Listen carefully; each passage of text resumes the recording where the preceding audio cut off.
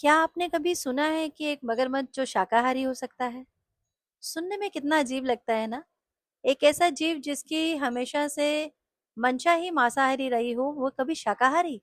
लेकिन केरल के अनंतपुरा झील के मंदिर में एक ऐसा ही अद्भुत मगरमच्छ रहता है जिसका नाम बबिया है और जिसे लोग भक्त मगरमच्छ भी कहते हैं। बबिया मगरमच्छ अनंतपुर झील के इस मंदिर में बड़ी शांति प्रिय ढंग से रहता है। उसने कभी मांस नहीं खाया, केवल भक्तों द्वारा चढ़ाया गया प्रसाद ही खाता है। प्रसाद में वो भी केवल चावल और गुड़। बबिया ने मंदिर और वहां आने वाले श्रद्धालुओं की सुरक्षा की जैसे जिम्मेदारी ही ले ली हो।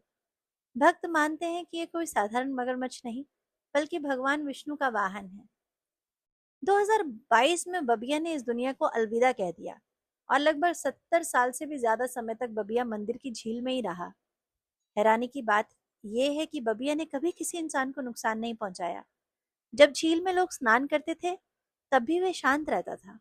मंदिर के पुजारी रोज बबिया को हाथ से प्रसाद खिलाते थे।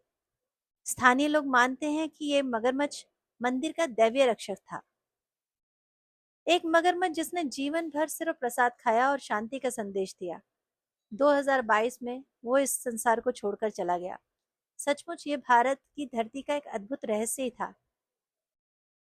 लेकिन जब 2022 में बबिया ने इस दुनिया को अलविदा कह दिया और उसकी कहानी लोगों को हैरान करती रही, वहीं एक दिन कुछ हैरानी वाली बात होती है।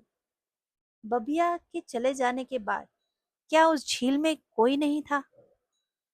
यही सोचकर सभी लोग बहुत दुखी रहने लगे, और स्पेशली वहां के ब्राह्मण जो रोज बबिया के दर्शन करते थे, बबिया को देखते थे और उसके होने से अपने आप को सुरक्षित मानते थे।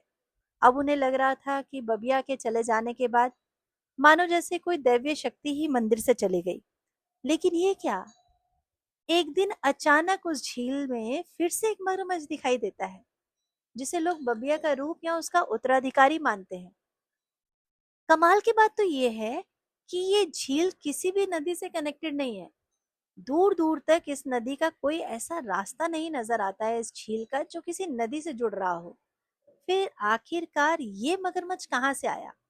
बबिया का तो बहुत पुराने समय से यहाँ से नाता था, बट फिर से एक नए मगरमच्छ का आ जाना बहुत ही हैरानी की बात है। तो क्या ये रहस्य और श्रद्धा का एक बहुत बड़ा उदाहरण नहीं है?